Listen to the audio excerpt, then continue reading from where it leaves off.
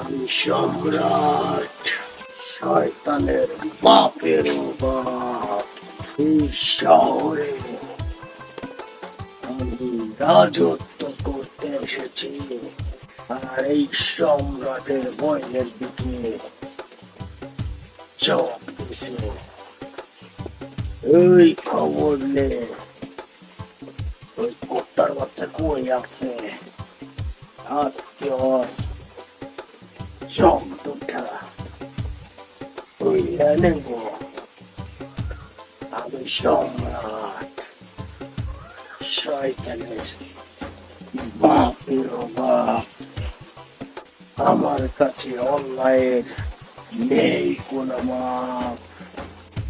আজকে মাইয়া ফেলামু, মাইয়া ফেলামু।